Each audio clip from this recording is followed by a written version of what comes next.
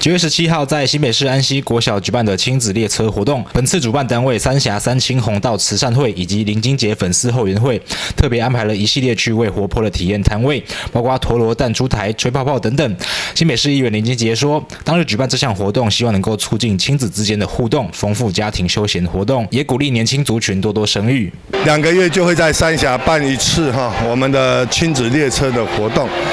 那在办活动的过程当中，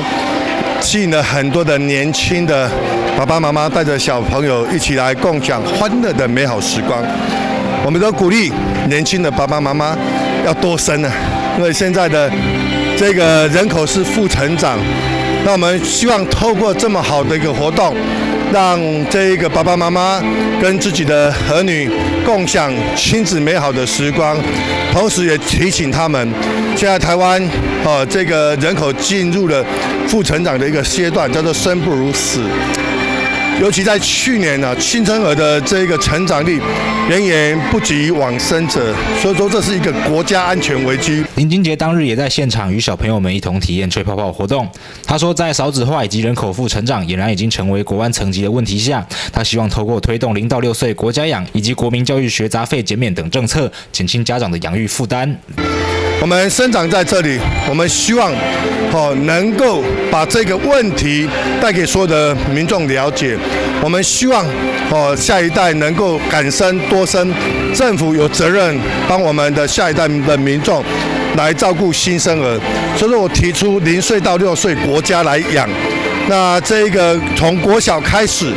到这个大学毕业，学杂费全部由政府来支付，这个是我们未来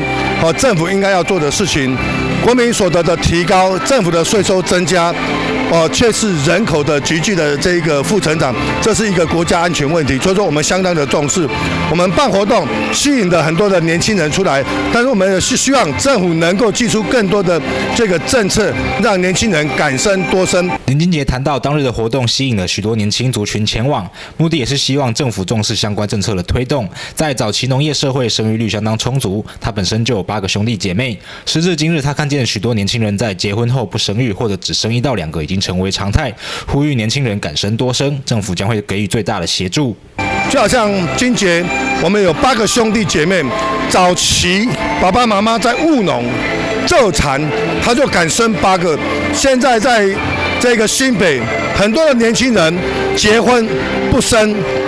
，2个人生1个，最多生2个，生3个都已经是很少很少了，都已经算是异类了。所以说我们在这边办活动，我们都不断的在对我们的年轻人提出呼吁，希望年轻人敢生多生，我们政府来帮你们来照顾。所以这是我们办活动的一个主要的一个诉求。当日的活动除了趣味同玩以外，还有现场免费义检以及精彩的舞台表演，让大小朋友们欢度愉快的周末时光。记者也跟新北采访报道。